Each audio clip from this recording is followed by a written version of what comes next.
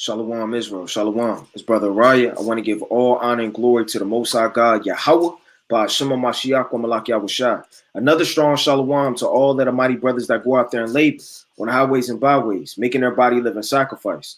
In the rain, the tumults, the demons, the uprises, the uproars, they're out there standing 10 toes down for the name of the Lord. Another strong shalom to all that are mighty brothers that are not out there as of yet, but they're building themselves up. Reading, praying, fasting, by taking notes, being diligent, doing everything they can do to put themselves in a position to shake the hand and wake up the hopeful elect. Another strong shalom to all that are mighty akwaf in this thing, by sincerely reverencing their husbands, being teachers of good things to the children at home, being quiet, shamefaced, submissive, loving, steadfast, cooking, sewing, cleaning, doing all of the righteous acts of our foremothers on fire for the Lord. Another strong shalom to all that are mighty akwaf that are not married as of yet, but they're building themselves up, reading, praying, fasting, by being shamefaced. Right, another strong shalom to all that are mighty children in this thing, abstaining from all lust and concupiscence, right, standing 10 toes down for the name of the Lord. And last but not least, another strong shalom to the 12 tribes scattered abroad, reading, praying, fasting, by making their body live in sacrifice. Right, this is going to be an in-depth breakdown, right, on Jeremiah the 50th chapter, right, the destruction of Babylon. Right, and I'm going to share my screen. Right, let me know if you can see my screen. Right, give me a strong con. Right, if you can see the screen. Right, we're going to start off with the mighty book of Revelation. It's the book of Revelation, chapter 19, and I'm going to start at verse. Let me see what I want. At verse number 10. It says, "And I fell at his feet to worship him. And he said unto me, See thou do it not. I am thy fellow servant and of thy brethren that have the testimony of Yahushua. Worship God, for the testimony of Yahushua is the spirit of prophecy." And we're living in the last days to where we're in a spirit of prophecy that's on the earth. All hell was breaking loose throughout the four corners of the earth. And you have to be full aware of what's going on in the last days. You don't want to be caught like a thief in the night because you wasn't watching. Right? Watching is very important. It's pivotal.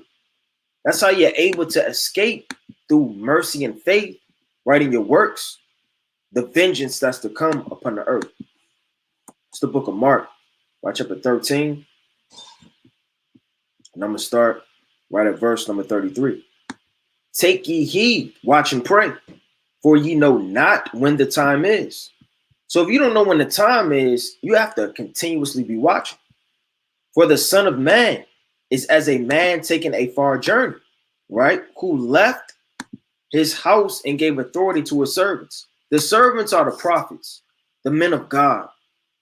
Yahushua taking that far journey is going back to the third heaven, right? It says, "And to every man his work, and commanded the porter to watch." It says commanded, right? So we have to dig out, right, Jeremiah 50, Jeremiah 51, right, all of Second Esdras, Daniel, Ezekiel, Isaiah, Revelation. We have to be conversant in dark parables and prophecy. "Watch ye therefore, for ye know not when the master of the house cometh, at even, or at midnight, or at the cock crowing, or in the morning, lest coming suddenly he find you sleeping." And you don't want to be found sleeping in the day of the Lord. It's talking about sleeping spiritually. When you don't know what's going on. You sitting up around thinking that you're in the first seal, man. You're just rocked to sleep through the cares of this life, through bills, through stress, right, through slothfulness, right, by a spirit of not having a zeal to get out of hell that we living in. It says, "And what I say unto you, I say unto all, watch." So the Lord told you to watch. We're commanded to do these things. Let's go to the mighty book of Jeremiah. It's the book of Jeremiah, chapter 50, and verse number 1. And it reads, the word that the Lord spake against Babylon and against the land of the Chaldeans by Jeremiah the prophet. Declare ye among the nations, and publish and set up a standard. Setting up a standard is letting all of the nations know. Like the Lord said in the book of Isaiah, lift ye up the standard, right? The 13th chapter. So when ancient men were to go to war in the ancient world, right? They would lift up the standard. Lifting up the standard is letting them know that battle is arising. This is the book of Isaiah chapter 13 and verse number 2. Lift ye up the banner upon the high mountain. Exalt the voice unto them. Shake the hand that they may go into the gates of the nobles. So the burden against Babylon is letting them know that destruction is coming against Babylon. We're lifting up the banner right now. The banner on a deeper level is the voice of the Lord, right through the hand of the prophets, shaking the hand in front of the White House, shaking the hand in front of the Lincoln Memorial, shaking the hand in the hoods, right in the streets, shaking the hand in all parts that are in Babylon, letting them know that death, destruction, and vengeance from the Most High is on the rise. It says in verse 2, declare ye amongst the nations, and publish and set a standard. Publish and seal not. Say Babylon is taken. Baal is confounded. Meroch is broken in pieces. Her idols are confounded. Her images are broken in pieces. Now you had the Persians and the Medes, right, that took down Babylon, right, in 539, right? He took them down. But this is talking about spiritually the end of days, right? The spiritual Medes on a deeper level going into the Russians. And the Russians, right, through the hand of China, Sisto, right, the Shanghai Corporation, and the kings of the East are going to take down Babylon, along with the broken off parties of NATO that set their hand against the whore. So the Lord said Babylon is taken. Baal is confounded.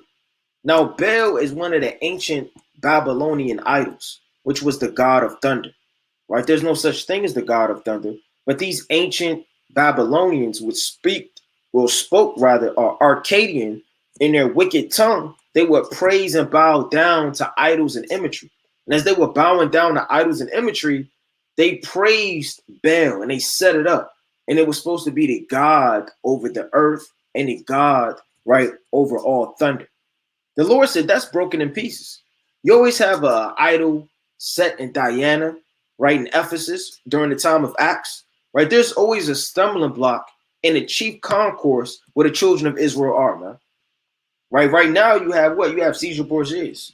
You have all of these different things like the cross, right? The Mecca, stone, and all of these different things that people bow down to that are lost. But let me go into that real fast. It says Baal, right? A title signifying Lord or Master applied to various gods in the Mesopotamian region. So the Mesopotamian gods in the ancient world, right, they didn't exist, first and foremost. But nevertheless, they will watch over all of the works that these men did. It says Arche or Assyria, Babylon. The feminine is, right, lady mistress in Arcadian. Baal is represented in Greek, Belos, right? I'm going to jump down. It says Baal was especially used for the Babylonian god Marduk in Assyrian and Neo-Babylonian, personally names or mentioned in inscriptions in the Mesopotamian text, right? So it's one and the same as far as Baal and Marduk is the same god, right? Now I'm going to jump to Marduk, the Babylonian god, and its characteristics, right? You have Marduk. I'm going to jump down. And it reads, originally, he seems to have been a god of thunderstorms. A poem knoweth, right? Jumping down, it says Marduk's rise to success, preeminence, that was the god of 50 names, each one of a deity or of a divine attribute, right? So it's trickled down as if he's the god of gods or over all thunder, over all of the earth, and he's to be feared. But the Lord said he's going to be destroyed. All of these images that they re-up and they show, right, very high and as if it's the Most High, the Lord is going to destroy and break those into pieces, right? Going back to Jeremiah, it says in verse number 3, matter of fact, let me get one more precept on that. Let's go to Micah. In the ancient world, you're really supposed to break idols and burn them with fire. In Deuteronomy chapter 7, verse 25, Deuteronomy chapter 12, right in verse 4 all the way down. You're really supposed to be burning all of these idols with pieces and killing the men that are trying to seduce you to bow down to them. Hey, the first commandment the Lord gave, thou shalt have no other gods before me. This is the book of Micah chapter 1 and verse 7. all the graven images of thereof shall be beaten to pieces. And you're commanded to destroy them, and all the hires thereof shall be burned with the fire, and all the idols thereof will I lay desolate, for she gathered to it the hire of an harlot, and they shall return to the hire of an harlot, meaning nothing, destroyed into pieces. Right? This is the book of Jeremiah, chapter 50 and verse 3. For out of the north there cometh up a nation against her. Now the north is manyfold because it's going into the northern hemisphere. Now to the northern hemisphere, you have the westernized mindset that a lot of people have in Babylon, and then you have the ancient mindset of the east. Now in the east, you have Israel, Arabia, and different places and countries that are on that side, and on this side, right, you have Canada, right, you have North America, right, you have on the north side, but also you have the south side, southern of the South Pole, and then you have the north side, which is the northern hemisphere. So out of the north, you bridge the equator and you look up from the west, where America is, to the east, where Israel is, and on top, where the north is, and on the bottom, where south is. So if you're looking at nations, confederacies, and alliances that are going to come up against Babylon, and Babylon is nothing more than a daughter of Babylon. They're one and the same, right? It's nothing more but Rome all over again, Greece all over again, right? Tyre, Zidon, right? All of these ancient places, right, is nothing more than America all over again. Out of the north, right, there cometh up a nation against her, which shall make her land desolate, and none shall dwell therein. They shall remove, they shall depart, both man and beast. So what is this nation that's coming up against Babylon out of the north? Right, you have, right, NATO. Now NATO's going to branch off and hate the whore and burn the whore with fire. Now NATO has 32 member countries, right? These countries are called NATO, North Atlantic Treaty Organization. So they're coming out of the north, right? And I want to look at this real fast. I'm not going to read all of these countries, but you have France, Germany, Greece, Iceland, right? Netherlands, Norway, Spain, have the United States as of now, Luxembourg, right? Has Canada, Belgium, all of these different places. So out of the north, which is branched off, like I said, the Northern Atlantic Treaty Organization, and then you have Russia. Now Russia is based in the north also. Now where is Russia in the world? Now when you look at this right here, this is going to be a line which is going to show you above, under, the west, and the east. Now Russia is located, right, in the western part, so like in the northern part of the world, right? And I want to dive into that. And I want to come back to this picture.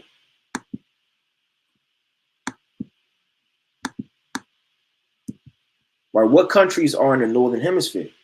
There are several significant countries that are located in the northern hemisphere. A few examples, countries that are located in the northern hemisphere are in alphabetical order: Australia, Belgium, Bulgaria, Canada, China, right? Echelon, Finland, France, Germany, Great Britain, Greenland, Honduras, India, right? Japan, right? I'm gonna jump all the way down, right, till you get to Russia. You got Russia in the northern part, right? I'm gonna just show that real fast. Let me pull this up.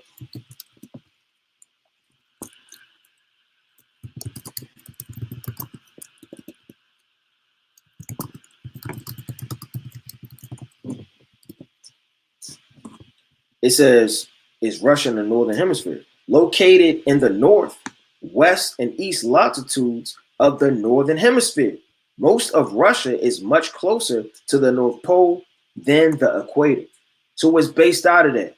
So the Lord is saying there's going to be a land, right, a people right north that are going to come up against her, right? It says, which shall make her land desolate, and none shall dwell therein. They shall remove, they shall depart, both man and beast, in those days and that time. This is talking about the last days.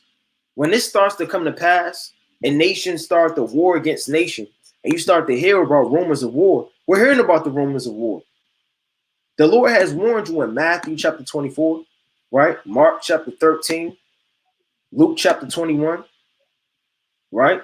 This is the book of Matthew, right? Let me get this real fast. Matthew chapter 24,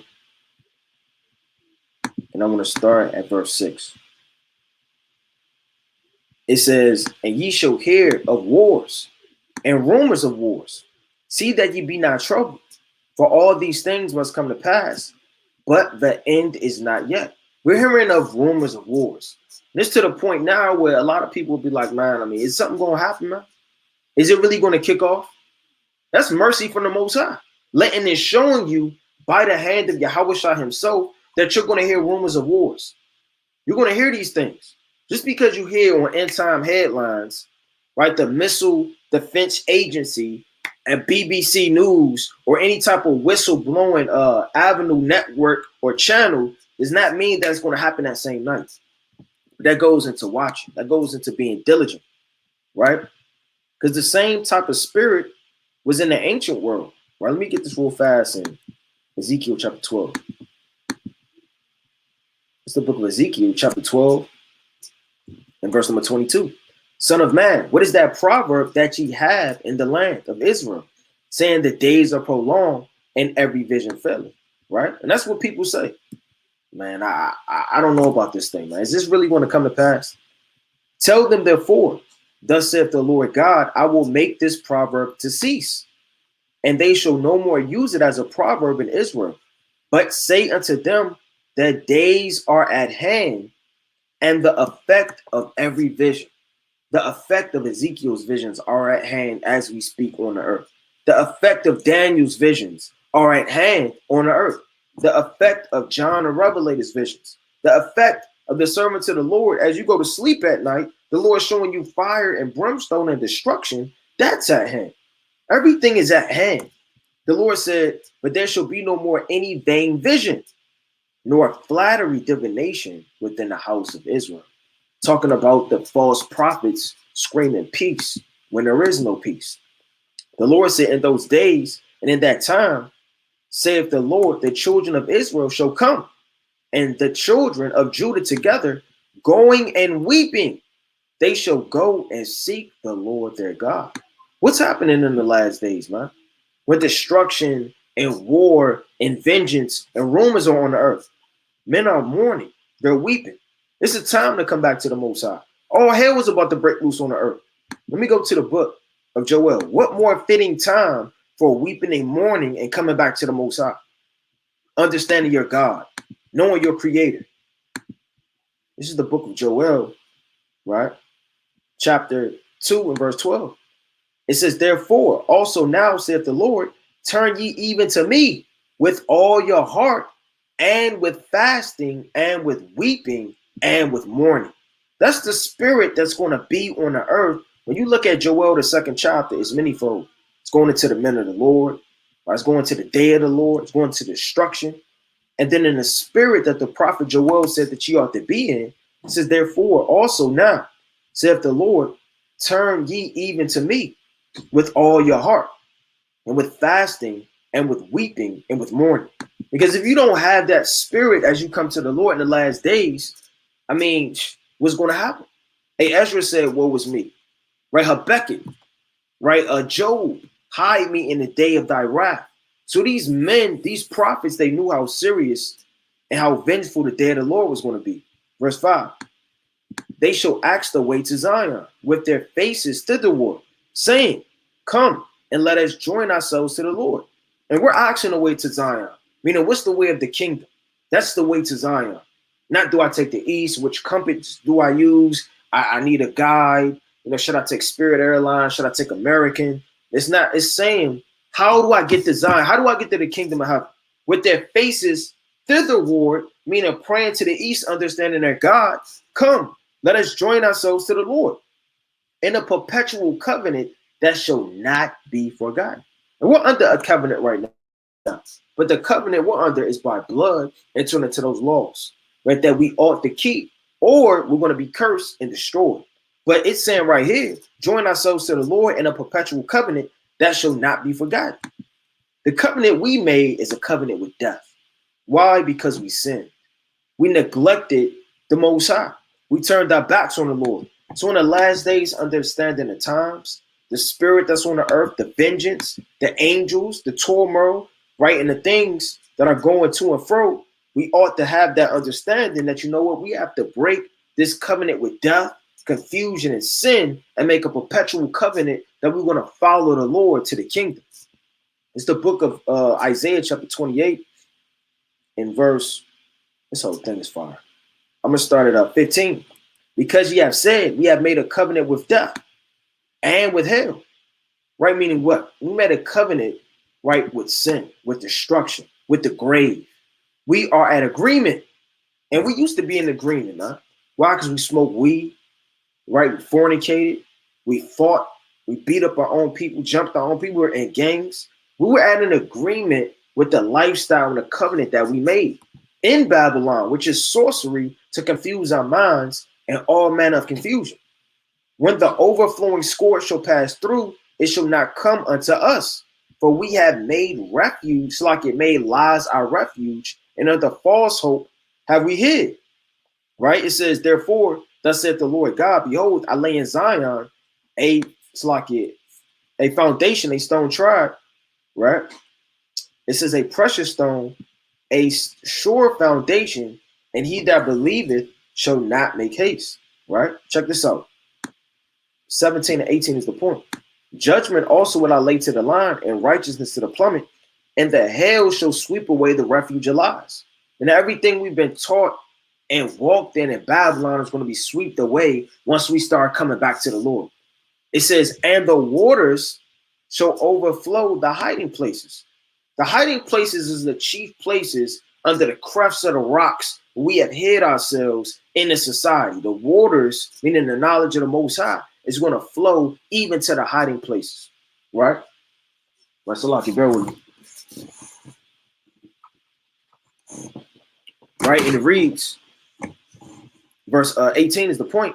And your covenant with death shall be dismantled, and your agreement with hell shall not stand. When the overflowing scourge shall pass through, then ye should be trodden down by it, right? So the Lord said, look, man, in the last days, we're going to make a perpetual covenant that shall not be forgotten. It says, my people have been lost sheep. Their shepherds have caused them to go astray. They have turned them away on the mountains. The mountains are the nations. Now the Lord said, though I walk through the valley of the shadow of death, I shall fear no evil. So as you're walking through the valleys and all of the chief places, you're finding your way to the kingdom. Like 2nd Esdras, the 7th chapter, right? Like it is with fire on one side and water on one side and a narrow pit, and you're walking, finding the kingdom. Now, if you go off, you fall away, or you get trapped, you get caught up in a society, you're going to fall, you're going to faint. Now, as you're getting turned around to all of these mountains, you're following the shepherd. Now, as you follow, you're going to fall here, you're going to fall there. As long as you get back up and follow the Most High by Hashem Yahushua, you're going to be okay. It says they have turned them away on the mountains. They have gone from mountain to hill, meaning from philosophies, the doctrines to this nation. A lot of our people want to deal with Buddhism, huh? Right? In Asia. They want to deal with Islam, right, in the East. Right? They want to deal with Caesar Borgias and white supremacy, right, on the West. They're all over the place going from mountains to hills. They have forgotten their resting place. The resting place is Israel. We've forgotten it. Why? Because we're not following our shepherd. It's easy to forget when you have no sense of direction and where you're going. Let's get that in the book of Song of Solomon, chapter 1. It's the book of Song of Solomon, chapter 1, right, in verse number 6. Look not upon me because I am black. This is Solomon. And then don't look at me because of the hail I'm catching, right, and all of the things that I'm catching and going through. Don't look at the affliction because the sun have looked upon me. My mother's children were angry with me. They made me the keeper of the vineyard, but my own vineyard have I not kept. And we've kept every nation's vineyard. Right? We've kept Greece. Right? We've kept Romans' vineyards. Right? We've kept Assyria. Well, we have kept every nation, meaning we have kept and built up their society. That's their vineyard. It's going to bring them fruit, bring them wealth, bring them food. We're not keeping our own vineyard. The vineyard is Israel. We're not keeping it. We're neglecting our people, man. We're not one as a nation. This the point. Tell me, O thou whom my soul loveth, where thou feedest, where thou makest thy flocks to rest at noon. We forgot our resting place. We're acting by keeping all of these other nations, we forgot about ourselves. Where do we rest? I've been working all day. Do I rest under this rock and under this cave and under Esau's philosophies? Or do I rest in this pit and this dust and in this dirt and make a covenant with hell and lean on my own understanding? Where can I rest? For why should his eye be one as that turn aside by the flocks of thy companions? You don't want to be a man that turned aside out of the flocks, right, of thy companions. Meaning what? Like Judas Iscariot, he turned away. Like Alexander the coppersmith, he turned away. Like Menethius, he turned away. Alchemist, he turned away. Many evil men have not followed the shepherd and has turned away and has what? Fallen into ditches and pits. So we have forgotten our resting place. Now in the last days, this is prophecy. It's letting you know we're coming back to the Lord. Verse 7. All that found them have devoured them, meaning the nations. And their adversary said, we offend not, right? Or Zechariah 11:5, right? Who possessors hold themselves not guilty. Because they have sinned against the Lord, the habitation of just, even the Lord, the hope of their fathers. Remove out of the midst of Babylon. What does that mean, man? It means come out of her.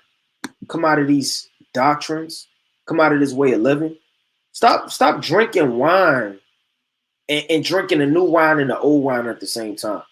You still listen to wicked music. You still want to have the image of this world. You still speak the slang of this world. Your mind still is in this world, even though you're acting as if you're walking with the Lord. The Lord is telling you to come out of this place. If you don't fully come out of this place with all your might and your strength and your mind, you're going to be destroyed along with it. Because why? When you think about Lot and his wife, they both got up. They both started to move. They both made haste. They both understood what was going on. And they both started getting up out of sight. But guess what? She looked back. Meaning a part of her mind was still in this world. You can't have anything left that's in this world. It's the book of Micah, chapter 2 and verse 10. Arise ye and depart, for this is not your rest, because it is polluted. It shall destroy you even with a sword destruction. What does it mean it's going to destroy you? Even with a sword destruction, because you did not get out. The Lord is telling you, get out of this place. This isn't your rest. Stop thinking about the future in 10 and 20 and 30 more years here, man. Let me get Psalms. Right? Let me get this quick precept.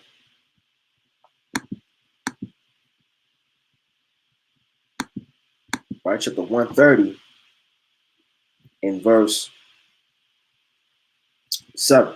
Let Israel hope in the Lord. For with the Lord there is mercy, and with him is plentiful redemption.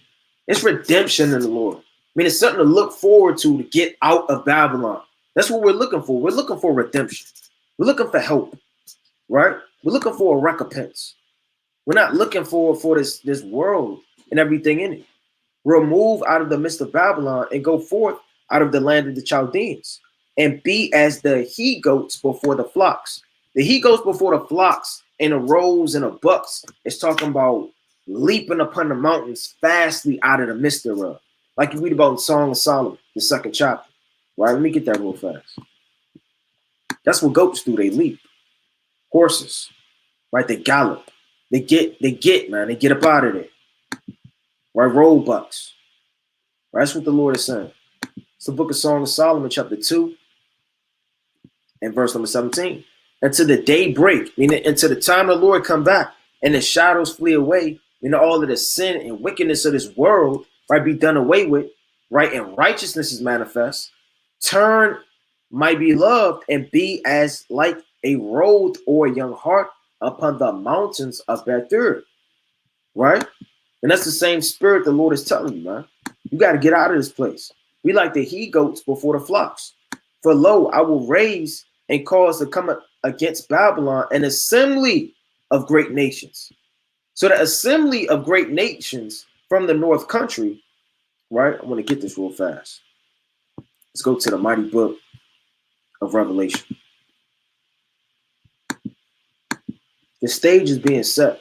World War III is on the rise.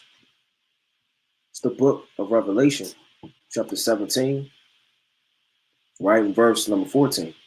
These shall make war with the Lamb, right? And the Lamb shall overcome them. For he's the Lord of lords and the King of kings, and they that are with him are called chosen and faithful, right? Talking about the elect, right? And the holy angels. And he saith unto me, the waters which thou sawest, where the whore sitteth, are peoples and multitudes and nations. Meaning she has raped the whole earth.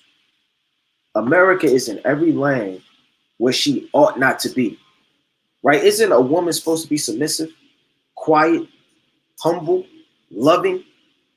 America opened up her legs to every quiver and every arrow. She opened up her quiver to every arrow. America's sitting upon many waters, and the waters are nations. She's provocative, right? She has no sense, right, to refrain herself from all of the covetousness and things that she wants in this land. It says, let me get this quick precept on America's covetousness. How America just can't stay at home. She's always in different lands, always protruding with different nations and different people. Let's go to the book, Jeremiah chapter 51 and verse number 13, right? It says, O thou that dwellest upon many waters. Now, why is it saying in Revelation, she's dwelling upon many waters, and this ancient Babylon is dwelling upon many waters? Because one is talking about trade, on another level is talking about nations. Because the daughter of Babylon and ancient Babylon are the same thing. That's why they both dwell upon many waters. And what happens in waters? Trade, right? Iron, brass, right? All type of clothing, materials, oil, everything goes back and forth by the abundance of treasures and waters. So she's sitting upon many waters. Maybe she has her hand in China. She has her hand in Europe, right? She has her hand all the way, right, in Russia. She has her hand in places where she ought not to be, either doing trade, spying out coasts, right, gathering intel, bombing children, right, stealing and robbing and raping, anything she ought not. It says, O thou that dwellest upon many waters, abundant in treasures, meaning she's rich. Thy end is come, and the measure of thy covetousness. Because America is very covetous. It says, and the 10 horns, right? Just going into NATO, right? The common market. It says, which thou sawest upon the beast, and these shall hate the whore. So it's prophesied that NATO is going to turn. And where is NATO based out of? The North Atlantic, right? Treaty Organization. And shall make her desolate and naked, and shall eat her flesh and burn her with fire. So they're going to burn her with fire and set their hand against America in the last days. Now, when you actually go into it, everything is either going to be based off of war or based off of economics. If things are based off of economics, then trade and being able to survive is extremely important for America. Meaning what? Once everybody starts to neglect the US dollar and the currency, because America already neglected, right, throughout, I believe, by the President Nixon, right, the currency and the dealing and trade with gold. And not every country does that. Because they used to deal heavily with gold and silver, right, before these presidents start coming in and jamming things up, being proud, trying to up the US dollar. But evidently, when you start to neglect the different trades of the parts of the earth, you have what? You have their own nations building their own currencies. Now, BRICS is getting together with their own currency. I want to pull this up real fast. BRICS currency replaced dollar. The potential impact of a new BRICS currency on the US dollar remains uncertain. Meaning what, man? You have BRICS trying to and or can replace the US dollar.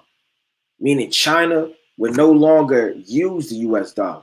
India would no longer use the US dollar. Russia will no longer use the US dollar. And as these things start to drop, the trade and the riches and the lifestyle of being high and preeminence and glory and the things that America has, and everything you have to have money to do war. You have to have money to be able to buy nuclear weapons, to be able to buy weaponry, buy bullets, buy tanks, buy shields, right? Buy all of the US soldiers and all of the things that they need. But you know it's big business to join the army, man. People get paid, man. They pay their soldiers. So as all of these different trades which made you rich and made you high start to go down, guess what, man? So does everything else. So does your war. So does your confidence. All of these things start to go down, right? I'm going to come back to some of this stuff. Right, let me jump into this. South Africa, right? And BRICS is that economic, right, alliance. Now, if half the world starts to join BRICS, I believe Egypt is thinking about it and different other nations, they all join together, they're going to set their hand against America. There's not too many places and people that are going to be banging with America in their trade and banging with America, you understand, in their military might as the days wax colder. Meaning these nations are going to get stronger and America is going to get weaker. Because the US dollar is already going down and China's not dealing with it. Right? Let me go back to the book of Jeremiah, chapter 51. Right? In verse 14. It says, the Lord of hosts have sworn, right, by himself, saying, surely I will fill thee with men as with caterpillars. And, Salaki, this is Jeremiah 51, that's the spirit. I'm going to read it anyway. And they shall lift up a shout against thee. So the caterpillars are all of the soldiers because caterpillars have many legs. And the Lord said, I'm going to fill thee, meaning thy landmass, with many soldiers, many men, many troops, many armies. And they're going to be like the legs of a caterpillar. They're going to be so deep. Right, let me get that quick precept. As a matter of fact, let me pull this up.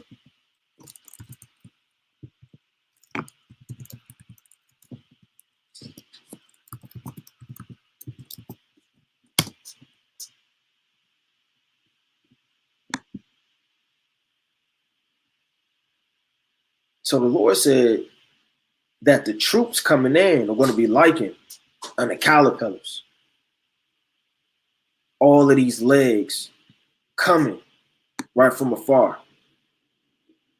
Right, it's the book of Jeremiah, right? Chapter 50, verse 9. It says, for lo, I will raise and cause to come up against Babylon an assembly of great nations, right, from the north country. And they shall set themselves in array against her. From thence she shall be taken. Their arrow shall be as a mighty expert man. None shall return in vain. It says their arrow shall be as a mighty expert man. What is that talking about? Meaning Russia amongst the whole world has the highest military of all the earth. They're going to be experts of war. Meaning the armory that they have is not going to be touched with any other nation that are going to be upon this earth. This is Russia. These countries, right? This is U.S. news, right? These countries have the strongest militaries. And they're coming out saying this. This is U.S. news. They're letting you know that they know that Russia has more military might than them. Russia's also the largest country in the world, right? With people, the largest military, and they're continuously growing. Them and China, right, are linking up, and they're getting stronger and stronger as the days wax colder and colder. It says number one in strong military, right? The scale of Russia is difficult to imagine. It is the world's largest country by landmass. Check that out. So they saying the second strongest country in military is the United States, and the third is China. You know, whether that's the truth or not, that's, you know, soon to be revealed. Fourth, Israel. South Korea, fifth. And sixth, Ukraine. Iran, seventh. And what makes it strong isn't the number of people in it. It's the military might. Because all it takes is one bomb being set off, right? The United Kingdom, and then ninth is Germany. So they're letting you know that Russia has the strongest military might, man. Right? Let me get this real fast. Salaki, bear with me. Right? Who are Russia's top allies? Right? So you have the Shanghai Corporation, right? You have Indian, and you have the Russians. And they're all joining together. It says the Russian invasion of Ukraine has transformed geopolitics, uniting the West against the Russian. It's like you're Russian. And reigniting the talk of new Cold War, even World War III. But Russia, it is now clear, and is not isolated in the initial global outcry subject, right? Suggests it benefits from robust network partners, allies, and fellow travelers that include countries of Bulgaria, China, India, Iran, and North Korea. And all of them are setting their hand right against the United States of America. Since the invasion, China and India have dramatically increased imports, right, and discounted Russian oil, providing Moscow with record current amount of surplus in 2022, right? So they're trading not only with their military, but their economics and helping each other to gain more of a global power, right? Let me get this real fast. Let's go back to Jeremiah, right? And it reads 50 and verse number 9. I'm going to touch on the latter part again. It says, their arrow should be as a mighty, expert man, right? None shall return in vain. Let me get this quick precept. Let me get the mighty book of Jeremiah. It's Jeremiah chapter 46. And I'm going to start at verse, right, number 7. Right, it says, who is this that cometh up as a flood, whose waters are moved as the rivers? Egypt riseth up like a flood, and his waters are moved like the rivers. And he saith, I will go up and cover the earth. I will destroy the city and the inhabitants thereof. It's the point. Come up, ye horses, enrage ye chariots, and let the mighty men come forth. So in war, you bring out the mightiest of men.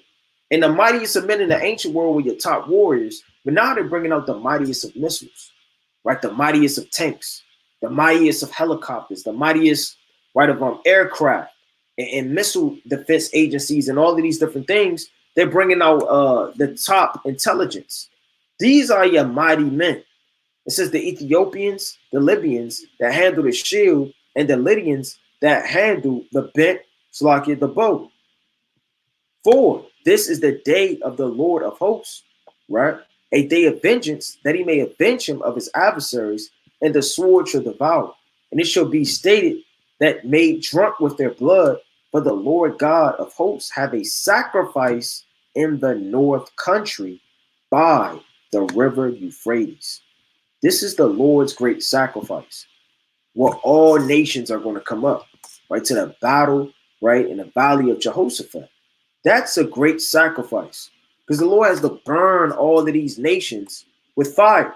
That's the great sacrifice. But where is it going to be held? It's always coming out of the north country. Now, when you read Jeremiah 46, it's really going into the battle of Carchemish, right? When you go into Josiah, King Josiah, you can read about that in the book, right, of First Esdras, right, when you dive into it. But nevertheless, this is twofold. It's going into the end days. Go up. It's like I'm going to rush right here, right?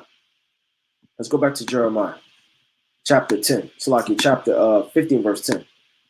And Chaldea shall be a spoil, and all that spoil her should be satisfied, saith the Lord. And they're going to spoil you. And they're going to take everything back that you stole, right? You have to do that. That's the book of Isaiah, chapter 33. How much of America has stolen? How much wealth and lies are kept in dungeons and caves, right? And all type of things under the earth. This is the book of Isaiah, chapter 33, verse 1. Woe to thee that spoilest, and thou was not spoiled, and dealest treacherously, and they dealt not treacherously with thee. When thou shalt cease, Slakia, when shalt thou cease to spoil? Thou shalt be spoiled, and when thou shalt make an end to deal treacherously, they shall deal treacherously with thee. So they have to deal treacherously with thee. These nations have to spoil you and rob you, right? And snatch everything from you, man. Right? And they're going to invade lands. Right? It's going to start off, like I said, you have civil wars, right? You have global wars, right? And they're going to rob you. Don't think that America's the only one that can enter into your country, right? They're going to enter in. When they enter in with troops and armies and tanks, right, and start bombing, right, don't be surprised. This is the book. Let me get this quick precept in Zechariah. This is Zechariah chapter 10. And I'm going to start at 5. And they shall be as mighty men which tread down their enemies in the mire of the streets in the battle. And they shall fight, right, because the Lord is with them, and the riders on horses shall be confounded. Your riders on horses are those tanks, those the chariots. And it's talking about with the Lord when he comes to fight with us in the middle of the streets. But those are going to be in the last days. So all of the riders on horses, all your tanks, all your mighty men, all your chief captains and things like that, they're going to be destroyed.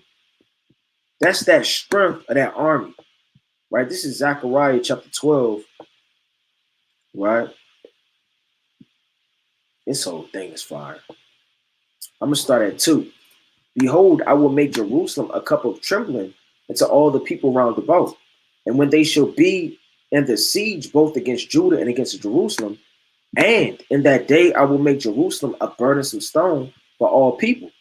All that burden themselves with it shall be cut in pieces, though all the people of the earth be gathered together against it. So there are going to be nations that gather against us, nations that gather together against Babylon. These nations, they're going to be forming and gathering together.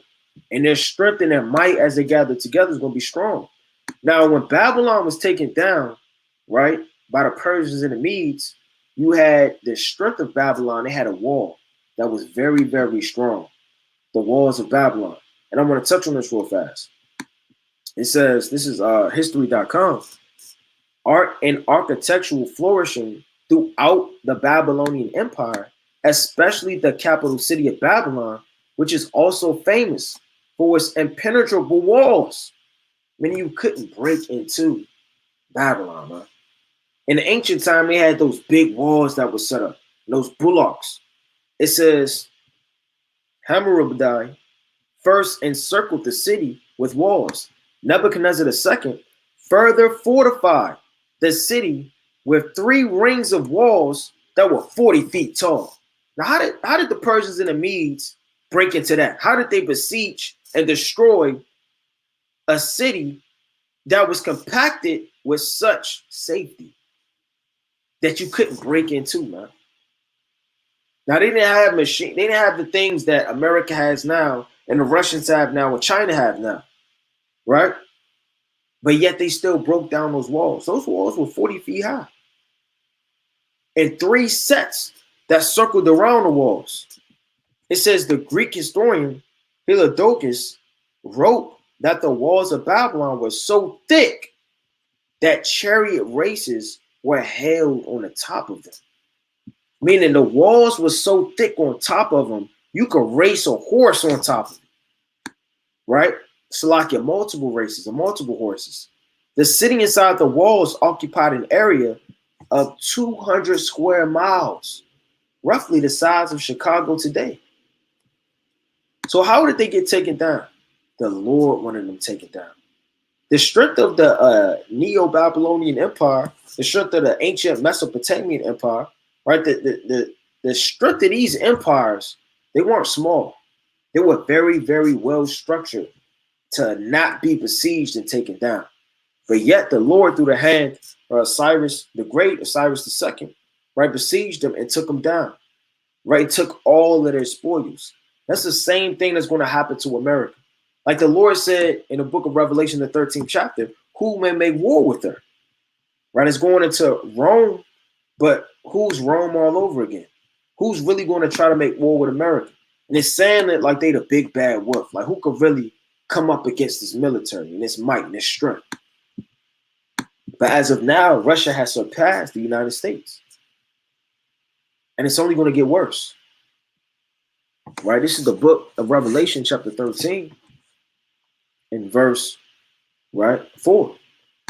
And they worship the dragon, which gave power to the beast, right? And they're worshiping Rome, which is giving power to America or one fold. But the dragon is really going into Satan, right? And that beast is Rome. And they're getting all their strength from the spiritual demon Satan and the lies and the sacrifices that they do behind closed doors. And they worship the beast, saying, who is like unto the beast? And who's like the ancient Roman Empire with those iron teeth that cannot be taken down? But then you had the barbarian invasion. You had the fires of Rome, right? You had the Celtic tribes. You had men that came in and broke down the western part of Rome. And that actually happened, man. So don't think the strength and power of a kingdom is always going to last forever. Every ancient kingdom has went down, right? Egypt has went down. Right, Assyria is all these kingdoms have went down by the mind and power and might of Yahweh Bashem Yahushua, who is able to make war with him. Check that out, man. It says, and there was given unto him a mouth speaking great things and blasphemies, and powers was given unto him to continue 42 months. Meaning everybody has a set amount of time where they could endure and last and be in rulership. So as they coming out of the spoils, Lord's taking them down. Because you were glad, because you rejoiced, O ye destroyers of mine heritage. Meaning what? It says, because you rejoiced. Babylon rejoices over our destruction. How do you think an Edomite feels when he sees a mother on crack?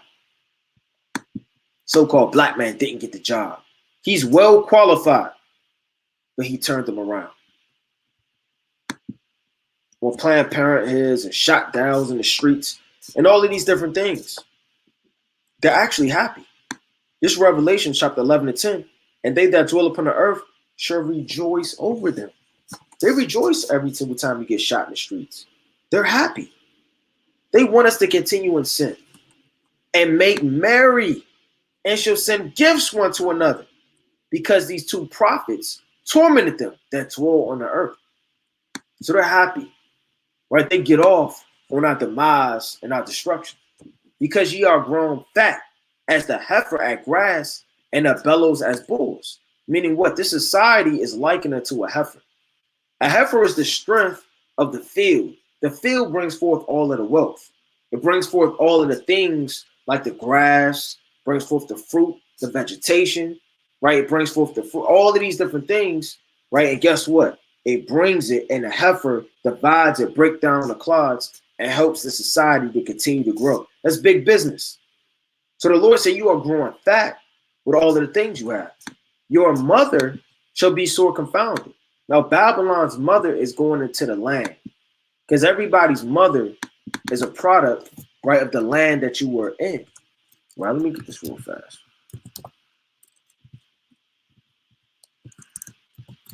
Our mother is Israel, Jerusalem. It's the mother of all things.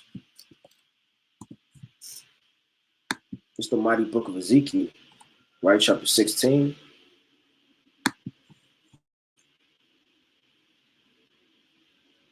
Right, and I'm going to start at 3. It says, and say, thus saith the Lord unto Jerusalem, thy birth and thy nativity is in the land of Canaan. Thy father was an Amorite, and thy mother an Hittite. Now, our mother wasn't actually a Hittite. Our father wasn't actually an Amorite. We lived amongst these nations in the land of Canaan. The nativity, meaning the dwelling of where you were, was the land of Canaan. You had the Amorites, when you read the book of Deuteronomy, right, the 2nd chapter, and go into different things. You have the Hittite, Deuteronomy, the 7th chapter, right, the conquest of Joshua. We had to take them up out of the land. And so we dwelt amongst these Africans for a long amount of time. And we learned their works. And we learned their wicked customs and things that they did. Let's go to the book of Hosea, the 2nd chapter. It's Hosea chapter 2 and verse number 2, right? It says, plead with your mother, plead, for she is not my wife. Neither am I her husband. Let her put So like it let therefore put away her whoredoms out of her sight and her adulteries from between her breasts. Why is the Lord saying, tell our mother to put away all of her whoredoms? Because during the time of Hosea, the whole land was given to whoredom. The land that we were in, right, was given to whoredom and lust and all manner of idol worship and things against the Heavenly Father. It's the book of Hosea, chapter 1, right? In verse, let me see what I want. Bear with me. 2, the beginning of the word of the Lord by Hosea. And the Lord said to Hosea, go take your wife of whoredoms and the children of whoredoms, for the land have committed great whoredom. That's the whore. That's the mother, the land, departing from the Lord. So Babylon's mother, so like the mother right here is talking about Babylon. Your mother should be sore confounded. I mean, all of the land, inhabitants, your resources, your women, your children. When this thing kicks off, everybody's going to be wailing and confounded. She that bared you, meaning it caught you into existence upon the land as you spread, be ashamed. Behold, the hindmost part of the nations shall be a wilderness, a dry land, and a desert. And that's spiritual because a woman's supposed to be fertile. And a woman is really the earth. The earth is a woman, right? It says in the book of Revelation, let me get this real fast. The earth's supposed to be fertile. It's supposed to be able to plant seeds in the earth. The earth is the woman, right? So if you're not going to be able to continue to flourish and be planted and root and grow, you're going to be dry, right? It's taking all of the things that a mother would do to nourish the land and help the land to grow, stripped from you. This is the book of Revelation, right? Chapter 6, so like chapter 12, verse 16. And the earth helped the woman, and the earth opened her mouth. So a land is a her. The earth is a her, right? Jerusalem, the mother of all things, right? So going back to it, it says, your mother shall be so confounded. She that bare you be ashamed. Behold, the hindmost of the nation shall be wilderness, a dry land, and a desert. Because of the wrath of the Lord, it shall not be inhabited, but it shall be wholly desolate. Everyone that goeth by Babylon should be astonished and hiss at all her plagues. Meaning what? It's letting you know that Babylon is going to be one of the first nations destroyed. Even though in the midst of World War III and the Battle of Armageddon, the Lord is going to destroy America along with Russia, China, and the kings of the East. And then after that, the Lord is going to have to destroy, right, the rest of the remnant of those nations. But let me get that real fast in second address. So to have a prophecy on a time scale, looking at it, okay, who's going to be destroyed first? Who's going to be destroyed second? How do you know? It's second address chapter 15, right? And I'm going to start real fast. This whole thing is fine. I'm going to start at 42. Right? I'm going to start at 41. Fire and hail and flying swords and many waters, that all fields may be full and all rivers with the abundance of great waters. So the Lord is saying that this horrible star and likened it to the storm is going into World War III. And all of the water and all of the destruction is really just going into the missiles and bombs dropping. And they shall break down the cities and walls, mountains and hills, trees of the woods and grass and mellows and their corn. Check this out. And they shall go steadfastly unto Babylon. So really war is stemming out of what they will call the Middle East. And as these things are going on, it's going to steadfastly make its way unto Babylon to make her afraid. Right? It says, they shall come to her and besiege her. So it's saying they. So it's letting you know there's going to be war before it hits Babylon. But after Babylon, there are going to be nations that are going to be continued on the earth for a short time and a short season. They shall come to her and besiege her. The star and all wrath shall they pour out upon her. Then shall the dust and smoke go upon her unto heaven, right? And all they that be about her shall bewail her. Meaning they're going to see the smoke and the destruction of all of the bombs.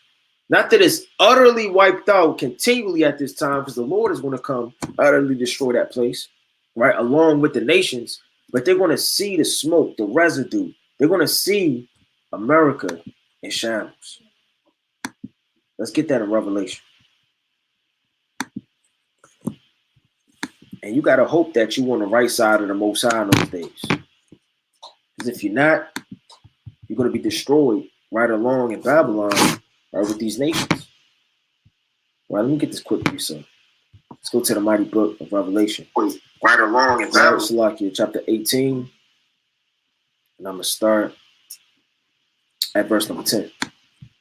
It says, standing afar off for the fear of her torment, saying, alas, alas, that great city Babylon, that mighty city, for 1 hour is thy judgment come. So the Lord is saying that in 1 hour, which is not physically an hour, select amount of time, Babylon is going to be destroyed. And nations are going to be standing afar off. Right? Let me read verse 9. And the kings of the earth who have committed fornication, meaning trade, right, and lewdness with sorcery, and lived deliciously with her, right, through her trade and her money and her covetousness, shall bewail her and lament for her when they shall see the smoke of her burn. Right? And I want to read on from there. It says, and they that remain under her shall do service unto them that have put her in fear. And thou, Asia, thou art a partaker of the hope of Babylon, and art the glory of her persons. Woe be unto thee, thou wretch, because thou hast made thyself like unto her. So after America, like I said, Asia, along with Russia, is going to destroy America, man. Let me get that real fast in 2nd Esdras, chapter 16.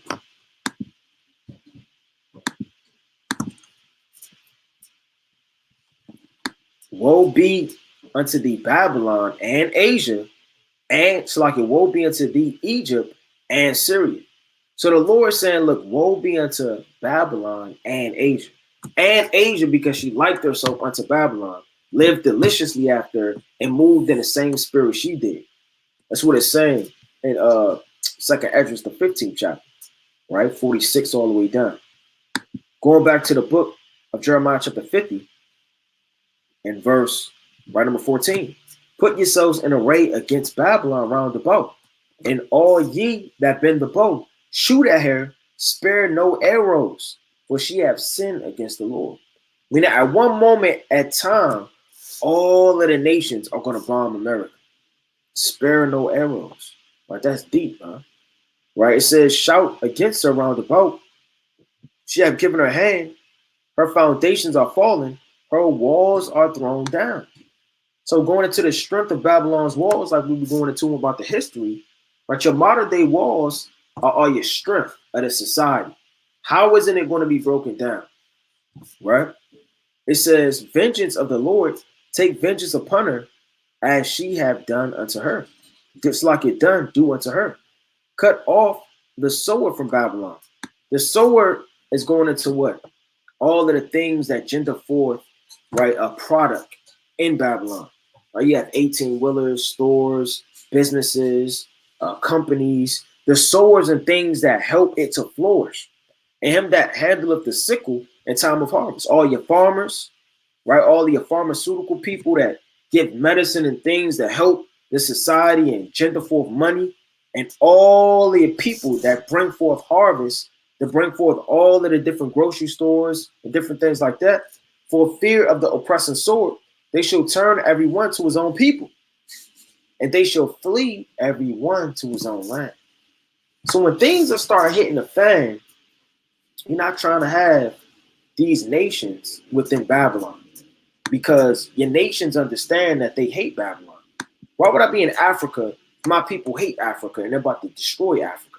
I'm gonna flee to my own people because I understand that they hate, right, the so-called white man in this land, and they're gonna bomb it with fire. So all of these nations are going to flee to their own land and their own countries. Well, let me get that in the book of Jeremiah, chapter 51, verse number 9. We would have healed Babylon, but she is not healed. Forsake her and let us go every one into his own country. For her judgment reacheth unto the heaven and is lifted up even to the skies. So these nations are going to know what's going on, huh? And they're going to flee into their own countries and to their own people. Israel is scattered sheep. The lions have driven them away, right? The lions, right, devour flesh. And you have chief lions, like we read Nahum, right? That are your presidents and your military. That's the lions. They devour. It's the book of Nahum, chapter 2, right? In verse, right, number 11. Where is the dwelling of the lions and the feeding of the young lions? Where the lion, even the old lion, walketh, and the lions woke, and none made them afraid. Meaning nobody made America afraid 200 years ago, right? Nobody was trying to make America afraid, right? When before the Confederacy started to get formed in the last days and stuff started hitting the fan. Nobody was trying to make America afraid. Now everybody's getting sick of America's folly and BS, man. And now they're warring and shoving up and coming up against it. It says, let me read that last part again. Israel is as a shattered sheep, so like a scattered sheep. The lions have driven them away. First, the king of Assyria have devoured him. The last, Nebuchadnezzar, right, king of Babylon, have broken his bones. So we'll be caught in hell from the Assyrian captivity all the way to, right, the Babylonian captivity. Wherefore, thus saith the Lord of hosts, the God of Israel, behold, I will punish the king of Babylon and his land as I have punished the king of Assyria. And the king of Assyria got taken down, right, with all of those angels, right? When you go to the book, right, of the kings, right, in Isaiah, it says, I will bring Israel again to his habitation. He shall feed on caramel and Bereshit, and his soul shall be satisfied upon the mount of Ephraim and Gilead, right? Meaning the high places where we're going to feed, meaning the grass as sheep in the kingdom. In those days and in that time, saith the Lord, the iniquity of Israel should be sought for. They shall not, Salakia, and there shall be none. And the sins of Judah, and they shall not be found, for I will pardon them whom I reserve. So the remnant that's going to be saved out of destruction of Babylon, the Lord's going to wipe away all their sins, meaning they're going to be the elect, because they're going to be found spotless and blameless before the Lord. So they're going to be sought for of all of the sins that are going to be dwelling in this land along with them, but they're not going to be found. Go up against the land of Merathim, right, which is just another word for Babylon. Even against it, against the inhabitants of Pico, right, which is going into two mountains, right, I believe. Let me see if I can pull up. It's real fast.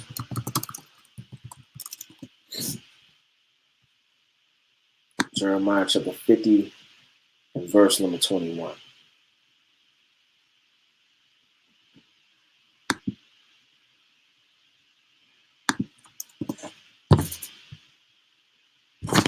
So,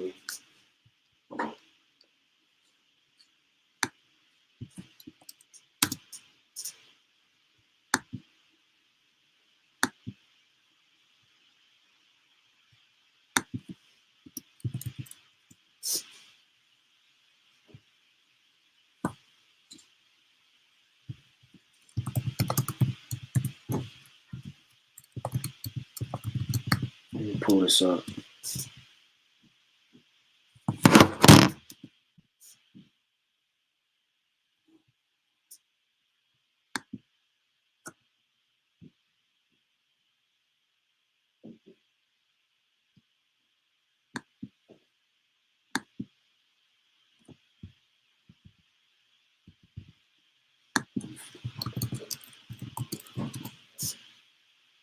book of Jeremiah, chapter 50, and I'm going to start at verse number 21.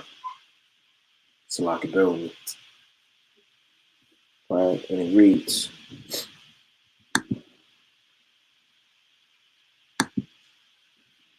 pull this up in the Hebrew.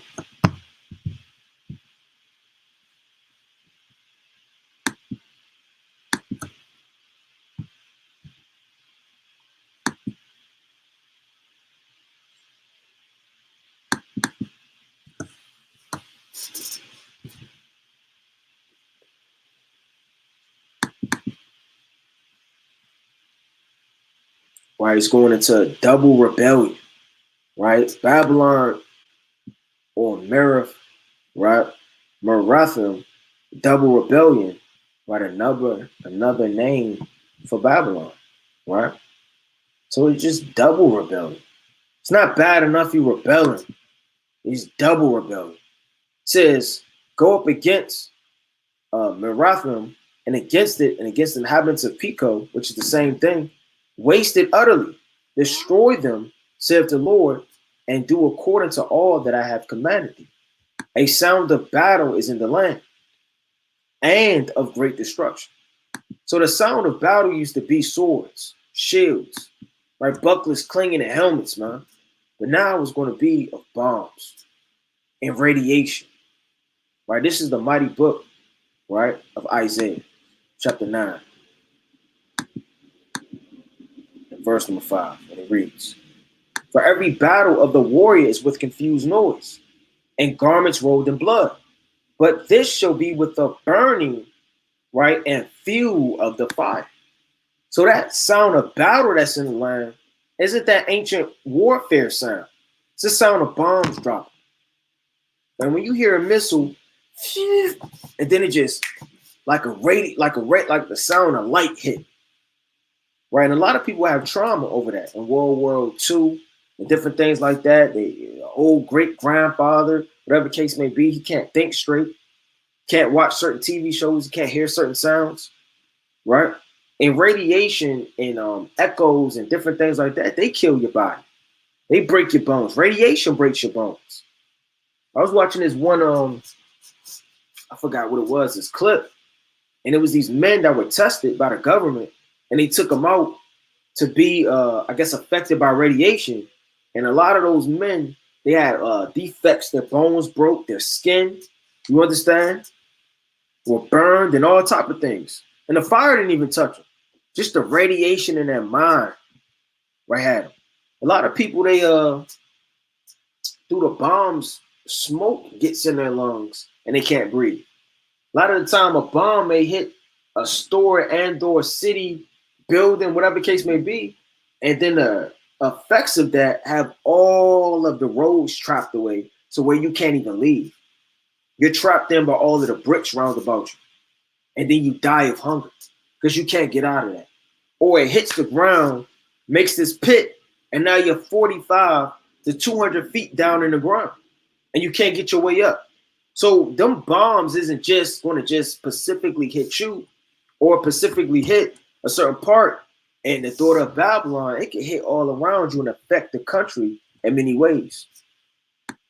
How is the hammer of the whole earth cut asunder and broken? How is Babylon become the desolation among the nations? Meaning, what happened to you? It used to be the hammer. I have laid a snare for thee, that thou art taken, O Babylon, and thou was not aware. O thou art found and also caught, because thou hast striving against the Lord, man. She was going back and forth with the Lord. Lord said, look, I got something for you. I'm going to put you in a pit, and I'm going to destroy you slowly, and you're not even going to see it coming. This is the book of Psalms, chapter 11, right? And I'm going to start at verse, this whole thing. I'm going to start at 6. Upon the wicked he raineth snares, and fire and brimstone, and that horrible tempest. This shall be the portion of their cup. So that's the portion of the wicked that forget and come against the Lord. Fire and brimstone. All right, it's the book of Psalms, chapter 13. Right? Matter of fact, I'm going to come back to that one. Right? And it reads, the Lord opened his armory. So the Lord has an armory. The armory of the Lord are the treasures of the Lord. That's the armory of the Most High. The Most High has an armory. All of your ancient men, they have their armories. They got their swords, right? They got their damn knives, their spears, right? Their tomahawks, right? Their axes. Hey, what about King Hezekiah? He had an armory. He had a storehouse of armory that the Babylonians stole from. So every king and every nation have an armory. The Most High has an armory. Right? Let me get this real fast. It's the book of Isaiah chapter 39, right? In verse, I'm going to start at 2. And Hezekiah was glad for them and shewed them the house of his precious things, the silver, the gold, and the spices, and the precious ointments, and all the house of his armor. So Hezekiah was being too friendly, right, with these heathens, man. I mean, Abraham had a confederacy with the inhabitants of the land that ran and told them that Lot was kidnapped. There's a difference between a confederacy and bringing them to your house, man, and opening them up and showing them your secrets.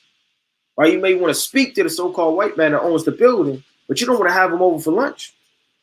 It says, and all that was found in his treasures, there was nothing in his house, nor in all his dominion that Hezekiah shewed them not. And Hezekiah is a king. He had multiple things, multiple armories and the houses and the different things that he possessed, man. Probably had two-edged swords, daggers, and all type of things, man. How much more the Lord?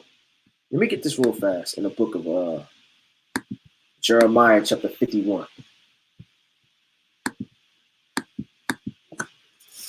Right, you see that in all the movies, right? The bad guy comes, then the hero, right? He comes out of nowhere. He goes to his cabin. He has shotguns. He has all type of grenades.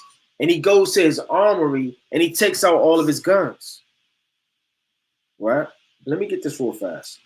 It's the book of Jeremiah chapter 51 and 16.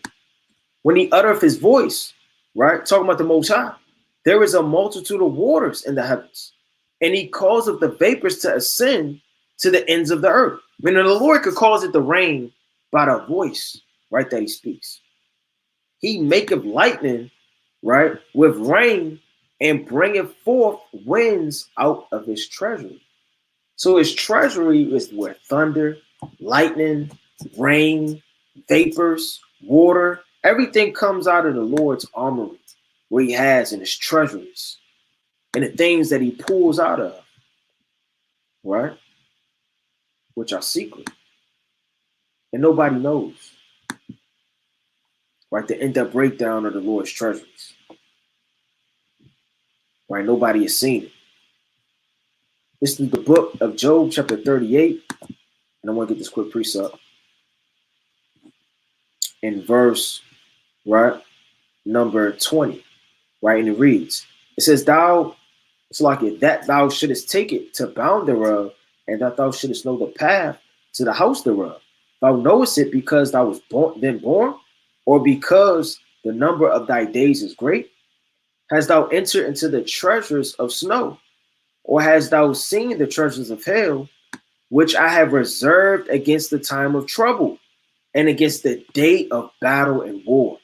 So his treasures where he pulls snow, rain, and these things that can't be made. You can't make snow. You can't make rain. You can't make water and the things that the Most High pulls out of this treasury. But he has reserved all of these things of his armory for the day of battle. Now you think your missiles and your infrared goggles and your zap lasers are anything to the Lord. Wait till the Lord open his armory. It says, and have brought forth the weapons of his indignation. The Lord says he's sharpening his sword to make a sore slaughter upon the house of the wicked. It says, for this is the work of the Lord, God of hosts, in the land of Chaldeans. Come against her from the uttermost borders. Open her storehouse. Right now, a storehouse is where you would store all of your fruits. You would store all of your vegetables. right? You will store all of your money, right? Let me get Malachi, right? Chapter 3.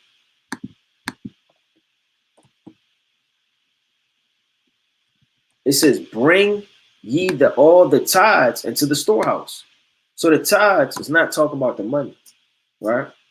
It's talking about the food, right? The corn, the crops, but all of the things that you will bring up of your increase, you would give it to the Levites.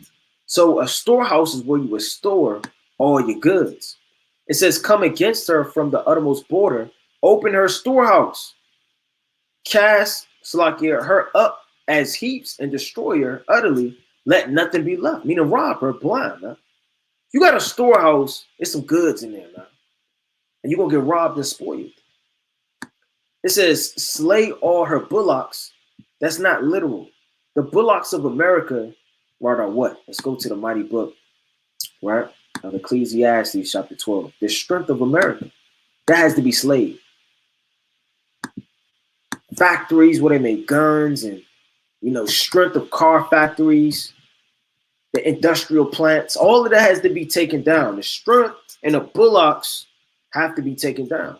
That was a plague in Egypt, that the Lord smote all of their cattle. This is the book of Ecclesiastes, chapter 12, verse 1. Remember now thy creator in the days of thy youth. Meaning, remember the Most High before it's too late. That's what the Lord really said. Before days start to wax old on the earth, and you forget and or neglect your opportunity, your chance to seek the Lord while he may be found. While the evil days come not, nor the years draw nigh, when thou shalt say, I have no pleasure in. Because you're not going to have pleasure in the days to come. While the sun or light or the moon or the stars be not darkened, meaning hope and salvation and understanding and direction. Nor the clouds return after the rain, right? Meaning they go back to what they did before. Because you have it said the clouds return after the rain. Once it rained, it's too late. You got to seek the Lord before the clouds turn into the rain. Lord said, you better just get to the beginning and stop playing. Don't seek me when it starts raining. Don't seek me when the sun and the light and the moons and all the things get dark. And don't seek me when you're old and not young. The Lord said, look, you better stop playing. It says, in the day when the keepers of the house shall tremble. Now the keepers are the watchers. They're going to tremble because they're going to see all the things that are going to come to pass before they happen. Your watchers, right? Your watchmen. And the strong men, right, bow themselves, and the grinders cease. The grinders are your workers. Somewhere it's a man on a computer changing that red light to the green light, man. Or somewhere is somebody cutting on the AC, man, in a grocery store. Somewhere somebody's writing a check. These are the grinders of your society. The Lord said they're going to cease because they are few, and those that look out of the windows be darkened. The people that's looking out the windows are what? Your whistleblowers. The people that know what's going on in this society, man. They're looking out to see the city and how it's flourishing, prospering, or going low to bring report. Those are the people looking out the windows. And the door shall be shut in the streets. And when the sounding of grinding is low, meaning all of your work starts to dry up. So damn, man, there's really no work at IT anymore. Let me start doing construction work. But you know what? They really ain't building nothing no more. Stuff kind of getting pulled down. Maybe I should start babysitting. Matter of fact, they don't even let you come out the house anymore unless you have a shot. To be around children. That's a new law. So when these things start catching up in Babylon and the grinding in the society starts to get hard to live, and he shall rise at the voice of the bird, right? And all the daughters of music shall be brought low. Check that out. All your sorcerers, your liars, your manipulators, right? Your enchanters. The daughters of music is the people that's having fun in this thing on one fold, but on another fold, the daughters of music, right, is the people that are enchanting you to the beat of this world. They're going to all flourish and come down low. The Lord says, slay all her bullocks, meaning everything that's going to flourish this country, break it down. Let them go down to the slaughter. Woe unto them, for their day is come, the time of their vegetation, meaning their moment. The voice of them that fleeth and escape out of the land of Babylon to declare in Zion the vengeance of the Lord our God, the vengeance of his temple. Right, the ones that escape and flee, the Lord said to declare in Zion the vengeance, right, of the Lord. And that's being declared as these things are going on. Call together the archers against Babylon, all ye that bend the bow, camp around like against it round about, let none thereof escape. Right? So the Lord said, let nobody escape from Babylon. Right? They're gonna all be destroyed. Let's go to Ezekiel chapter 38. Right? Now, Ezekiel 38 is going to Gog and Magog. Right? You have Gog and Magog, which is Russia and the land. Right? Now, when you go back to it, it's actually going to Genesis, the 10th chapter. And a lot of people say, well, no, that's going into Japheth. Right? So we want to understand that land masses and people have changed. You had the Etruscans that originally inhabited Italy, right, before the so-called white man came in, right, and dived into that landmass, right, and destroyed and got those people up out of it, just like you have the land, right, of Asia. Let me pull this up real fast. Which Japheth, right, and Russia, where Japheth originally was. You have Shem, you have Ham, right? You have Japheth, right in the beginning.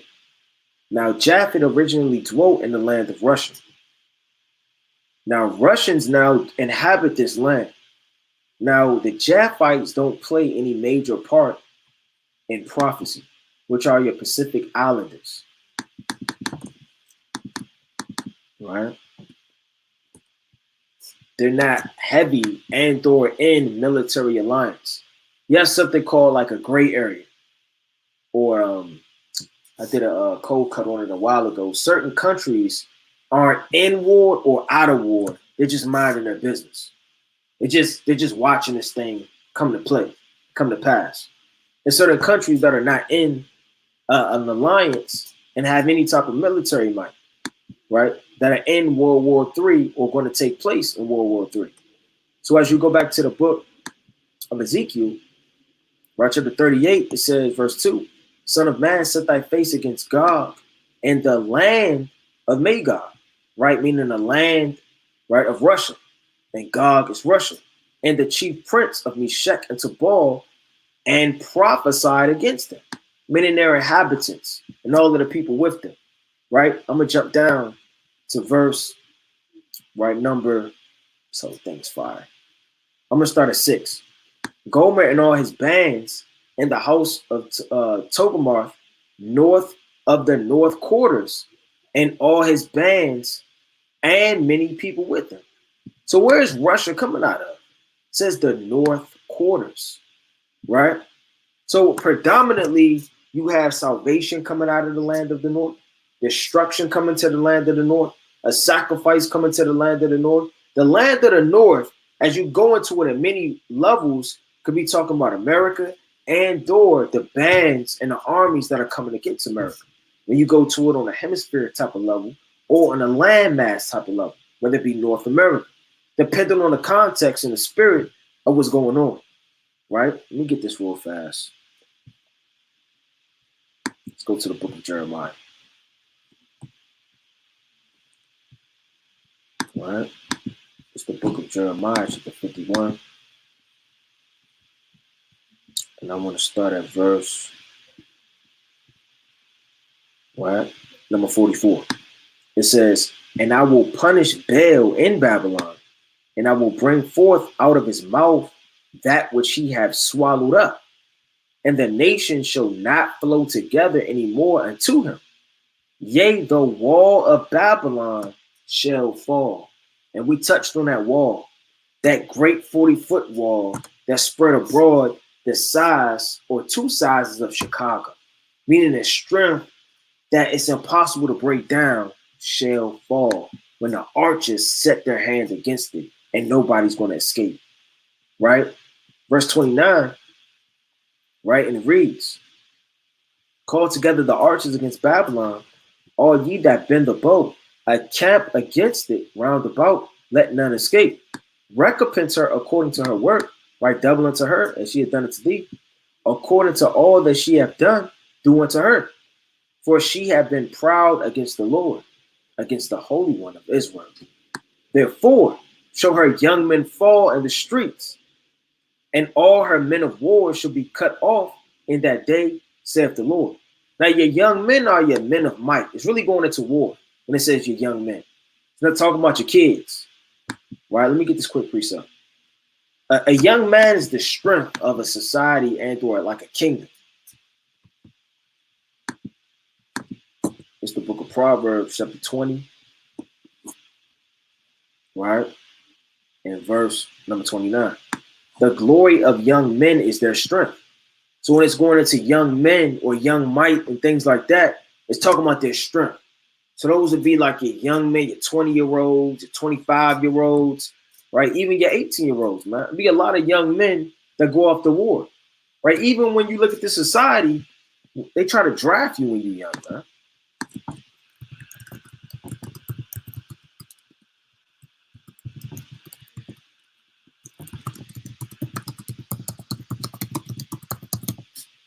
All right, let's see how old you could be, right? Check that out, 18 years old, man, right? The selective service system mandates that men register upon turning 18.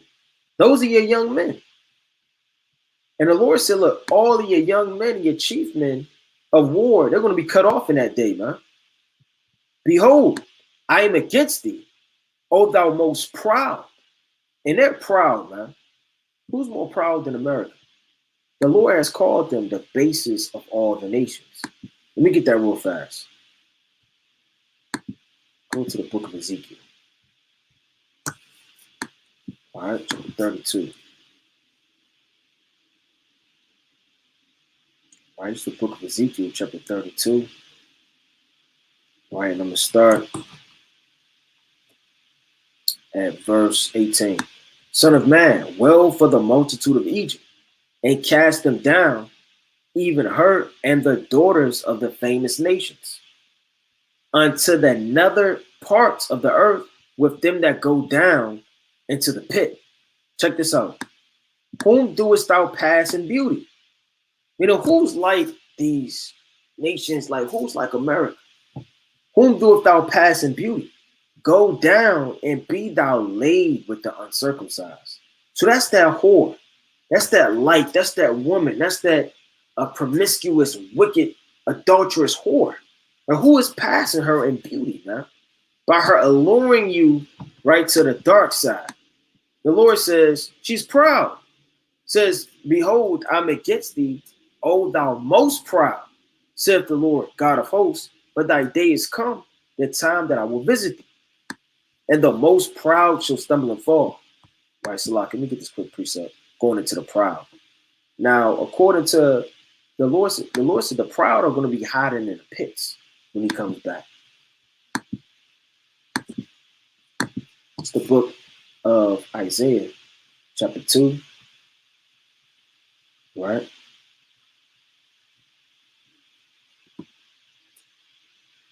And I'm going to start at verse 22. Right? And I'm not going to read this whole thing. This whole thing is fire. Right? The haughtiness of Babylon and the elites in the earth. Right? This is the book of Isaiah chapter 2, verse 22. Seize ye for man whose breath is in his nostrils, for wherein is he to be counted thereof? I mean, you're just a man. You're acting like you're so proud and you're so big and you're just this nation that's looking down that proclaims that I am. Like when you read the book of Ezekiel, the 28th chapter, we read the book of Nahum, right, the 2nd chapter. They say that they are. It says that like they're the Most High. I am. He is. And none shall arise, right, him up.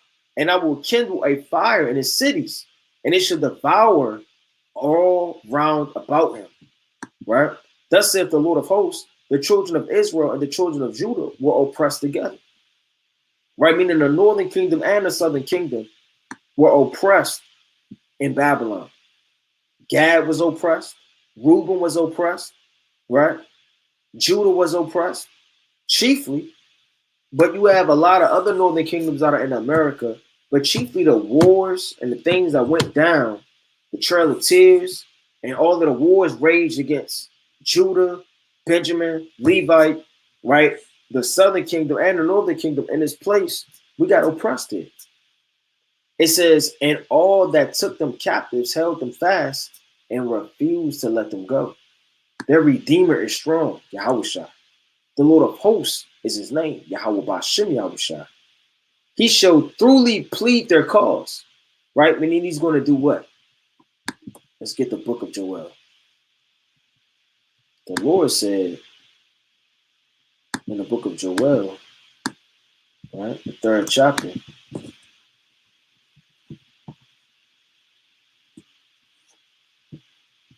verse 2, it says, I will also gather all nations and bring them down into the valley of Jehoshaphat and will plead with them for my people.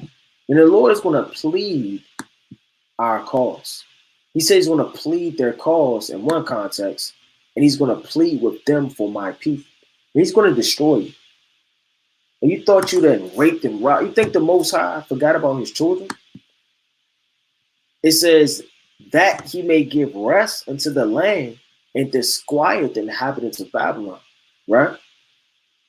It says, and the sword is upon the Chaldeans, saith the Lord, and is upon the inhabitants of Babylon, and upon her princes, and upon her wise men, right? Her sorcerers, enchanters, right? And prime ministers, and rulers.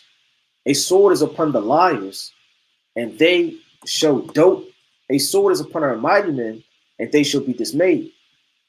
A sword is upon their horses, and upon their chariots, and upon all the mingled people. So everybody's mingled in the mix of Babylon, right? This is the most mingled nation on earth.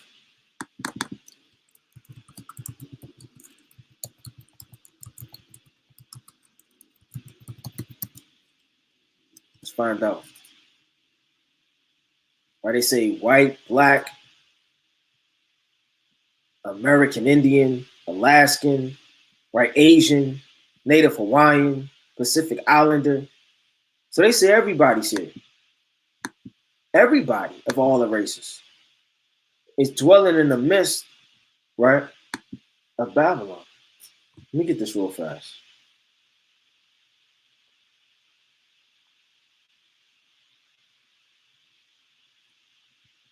They say white, Hispanic, black, Asian, 2 or more races, American Indian, Alaskan Native American, Hawaiian. So all of these nations are dwelling in the midst, which is all of the mingled people, right? And they're mingled amongst one another, changing different things. Let me get this real fast. The sword is upon their horses and is upon their chariots, upon all the mingled people. Now, let me get this quick precept. Let's go to Jeremiah chapter 25. The Lord hates when you mix the races. It makes me upset and angry when I see an Eve with an Edomite, man. You know, it's disturbing and funny, but disturbing too when I see a Moabite, right, with an Edomite, man. It's funny, but it's disturbing at the same time. The Hawaiian with an Arabian. It's just confusion. It's out of the ordinary. It's not something that should be happening. Even nature itself teaches you those things, man. You don't see a pigeon and a dove together, right? Let me get this quick precept. Let me go to Sirach chapter 13.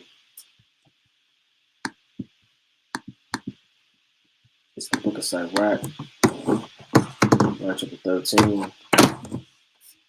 And I'm going to start at verse number 15. It says, every beast loveth his like. When every beast is going to mate with his like, lest Esau has forced them into an environment and situation to where he's trying to breed them, right? Like a devil. Every beast loveth his like, and every man loveth his neighbor. All flesh consorteth according to its kind, and a man will cleave to his like. And that's spiritual. Because on a deeper level, although the Asians, the Americans, the Russians, the so-called African American, all of these different people are in Babylon, that spirit that has them drunk is going to cleave to their like. Meaning they're all of that mind of confusion. That's what Babylon means. So you're going to cleave with confusion to their own likes and their own minds and philosophies by being drunk. And what happens when you're drunk? You stagger to and fro. You can't walk straight. All right, let me get this quick precept in the book of Psalms. The Lord said they stagger to and fro. They are at their wits' end. And they're just drunk. So these nations, they can't even think straight. It used to be prejudice a while ago, man. Don't bring that boy around here. Right? Woo, woo. Right. Do his little whistle. Round him up. Right? It used to be prejudice, man. The Chinese used to hate. Right? That Chinese is her old grandfather that plays with his whiskers and his long ancient Chinese beard used to hate if his daughter brought home somebody else, man. Now they don't even care. Because all of their families are in China, Russia, Ireland, right? They're in all of their different sits. And then they're coming to America being a devil, man. A cage of every foul and unclean bird, like the Lord said, man. Right, this is the book, right, of Psalms, chapter 107 and verse 27.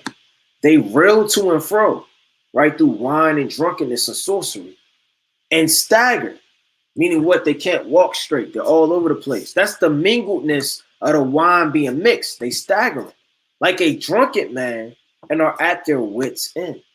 And you make bad decisions when you're drunk. A lot of people have one-night stands.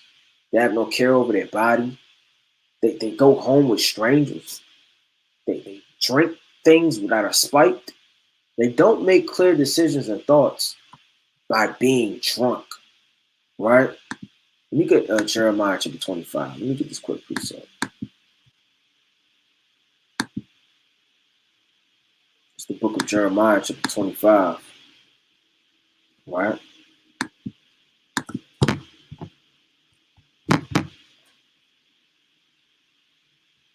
In verse number 15. It says, "For thus saith the Lord, God of Israel, unto me, take the wine cup of this fury at my hand, and cause all the nations to whom I send thee to drink it. And they shall drink and be moved and be mad because of the sword that I shall send among them." When you want to drink of confusion, the Lord said, I'm going to give you something to drink, all right, man. It's going to be my wrath and my vengeance. That's what I'm going to cause you to truly drink, man. It says, then took I the cup at the Lord's hand and made all the nations to drink whom the Lord has sent. And the Lord going to give you that true drink. The Lord said you're going to be drunken with your own blood, man. Let me get that in Isaiah chapter 49.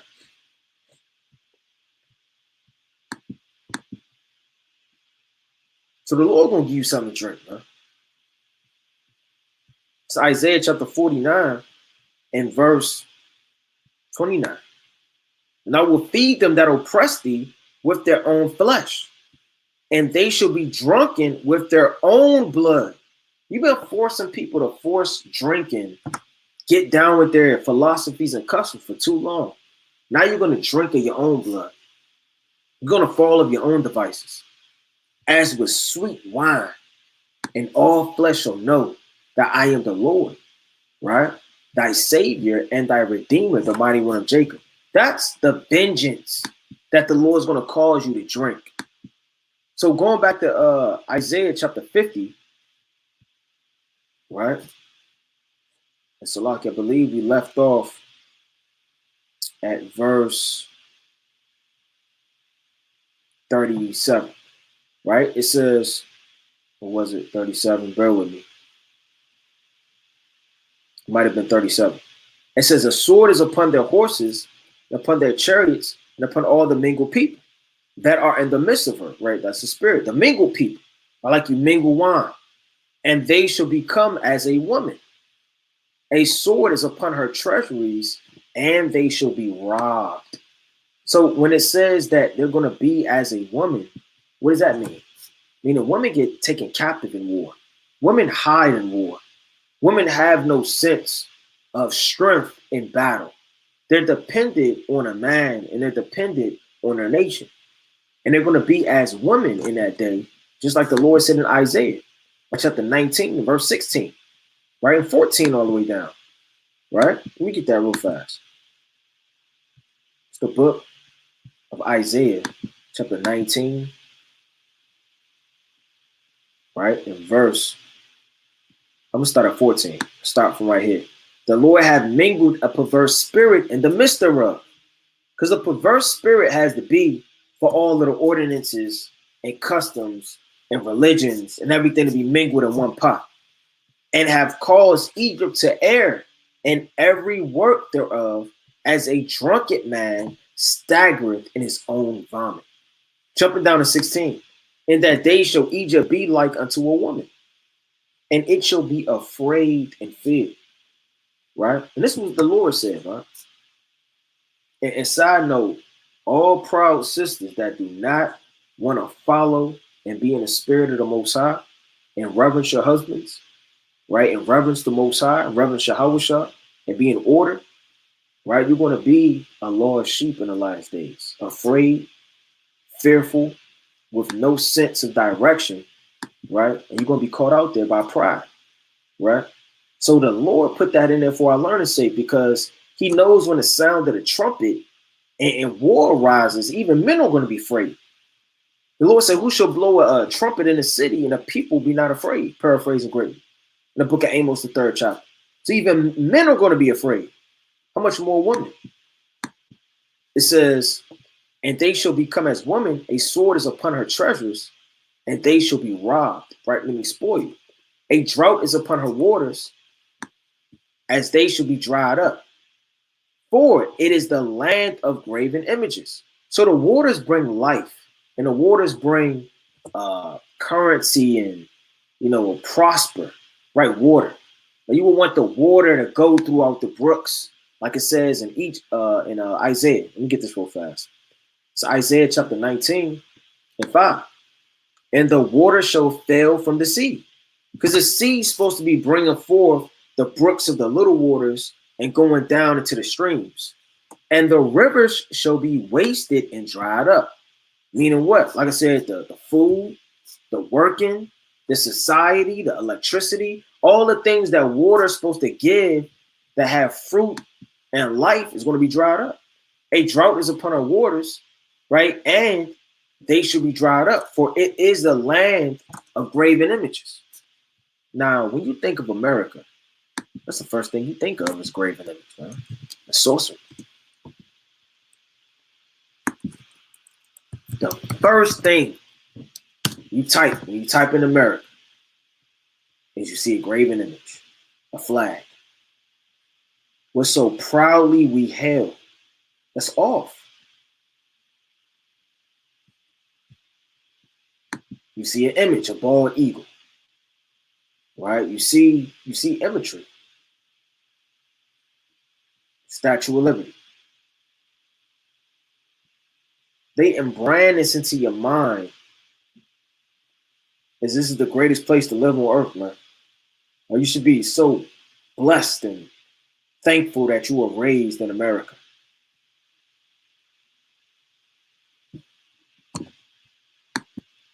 It says a drought is upon our waters, right? And they should be dried up, for it is a land of graven images, and they are mad upon their idols, right? It's making them mad. Mad means insane.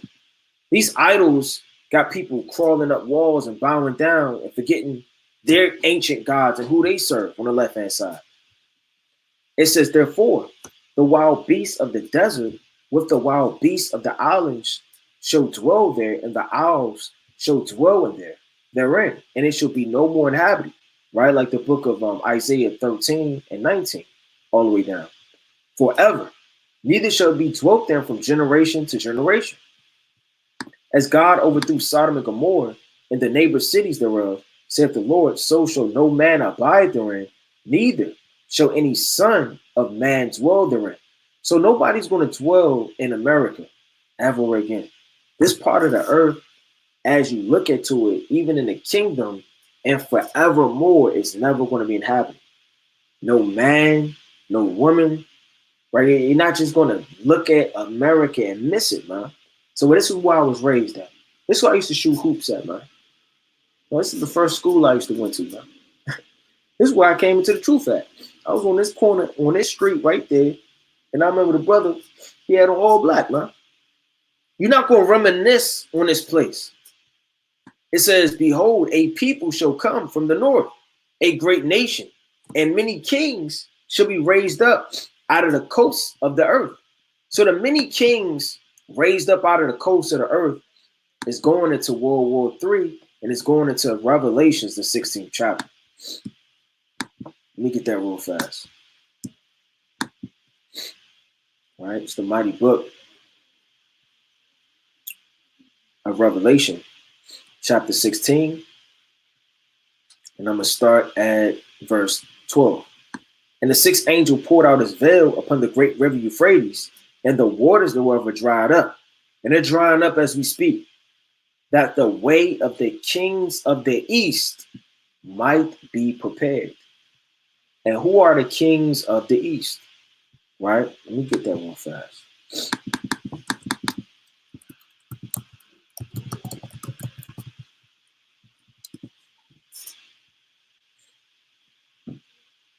You have the eastern hemisphere, you have the western hemisphere.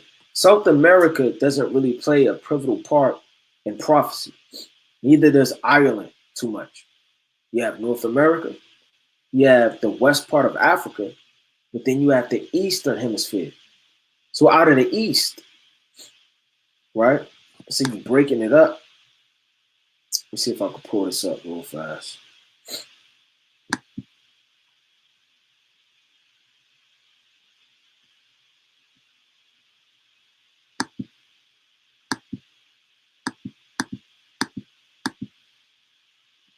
Right? I want to pull that precept real fast one more time again. It says, behold, a people shall come from the north, right? A great nation of many kings shall be raised up out of the coast of the earth. So out of all of the different coasts, they're coming up. And the Lord says at the latter end of Revelation 16 to 12, that the way of the kings of the east might prepare themselves. So these are the kings, right, of the east that are going to prepare themselves. You have India, you have China, you have Russia, you have Europe, right? You have all of these different nations. They're going to come together and prepare themselves to come up to the valley of Yahweh Shaphat, right? Valley of decision, right? Shaphat, judge. Shaphat, judges, right? Yahweh, he is Shaphat, Yahweh's judgment. So they're going to all come up, right, in these days to be judged and destroyed, right, by the Lord. It says in verse number 42, they shall hold the bow and the lance. They are cruel and will not shew mercy. Their voices shall roar like the sea, and they shall ride upon horses. Every one put in array like a man to the battle against thee, O daughter of Babylon. Meaning they're going to be in order. It says they shall hold on the bow and the lance, and they're not going to let it go. That's going to be overkill, over destruction. They are cruel, right? All nations are cruel, right? The Lord said he would deliver thee into the worst of the heathen, right? In the book of Ezekiel, the 31st chapter. The names these heathens have of their wickedness, right? The Lord said he will give you over to a nation that shall not respect the young or the old in the law. Paraphrasing greatly.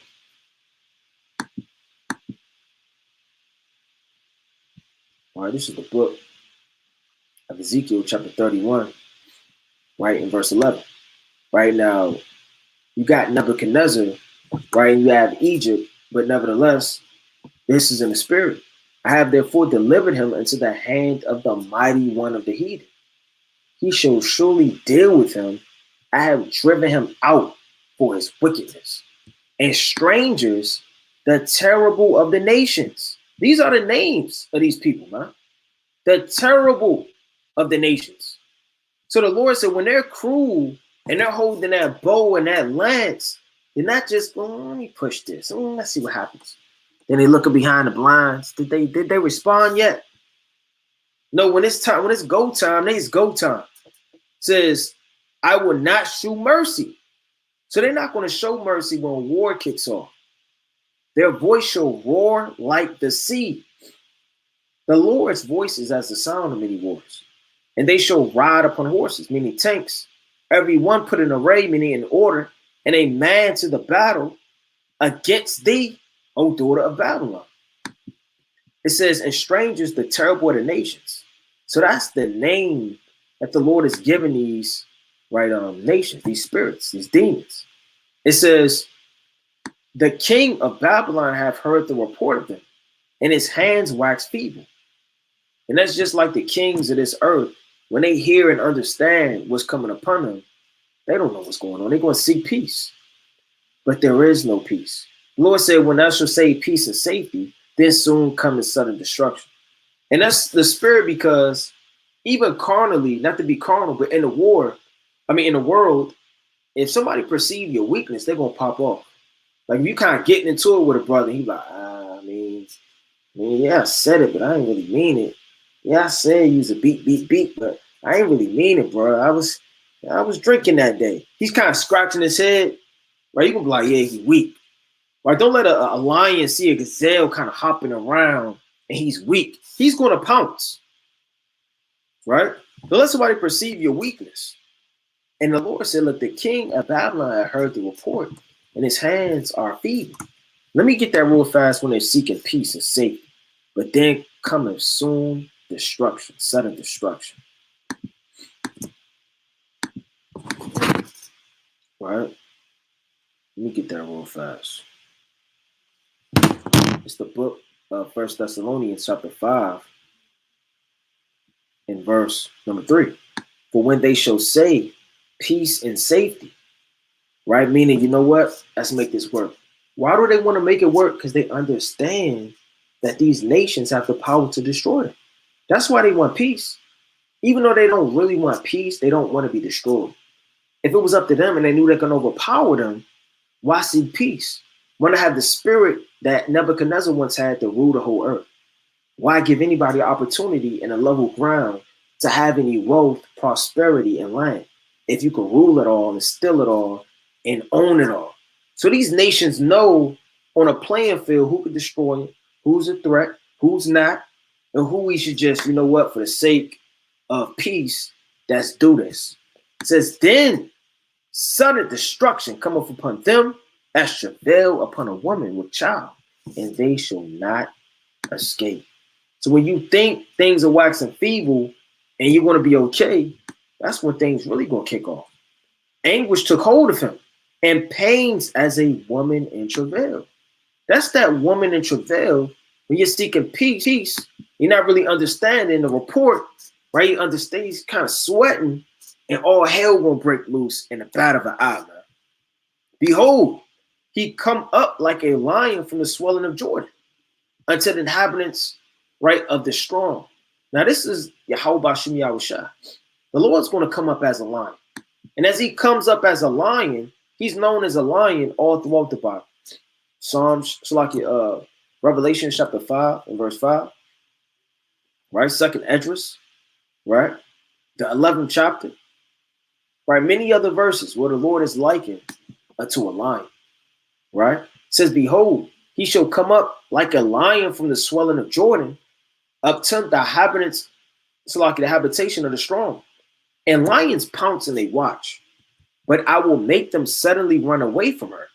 And who is a chosen man that I may appoint over her? Who is like me? Or who can appoint me the time? So the Lord talking his stuff, man. Who's like me? Who gonna stop me? Who gonna tell me otherwise with the things I prophesied through my servant Jeremiah? Who's gonna withdraw the hand of the archers that I'm sending forth? Tell me who? Who is like me? The Lord is a man of war. Who will appoint me at the like? Who will appoint me the time? Who's going to tell me when I'm gonna go up and when I'm not going to go up? And who is that shepherd that will stand before me? Nobody. He's the true shepherd. He's going to lead. He's going to appoint the time. Nobody's like the Lord. The Lord is asking questions you can't answer. Verse 45.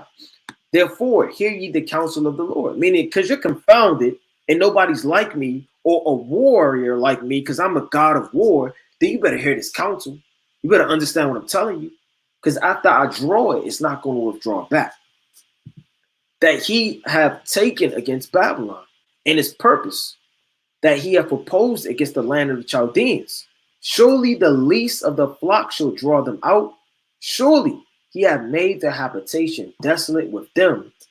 At the noise of the taking of Babylon, the earth is moved, and the cry is heard amongst the nations. So all the nations are going to witness and see the downfall of Babylon, right? Let me get this closing precept. It's the mighty book of Revelation, right? Chapter 3 and verse number 2. All right, it's the book of Revelation, chapter 3 and verse 2.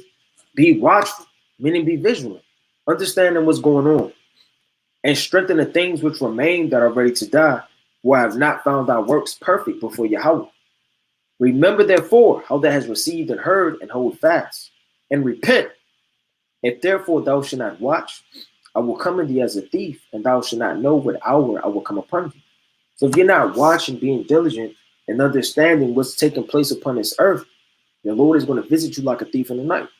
And as well as the days approach, you have to watch to make sure that you're staying rooted and grounded in this truth before demons blind you and sift you and pull you out unawares. So Most High willing is edifying spirit. I'm going to give all honor and glory to the Most High God, Yahweh, by Hashem Mashiach Malak Yahushua. Shalom.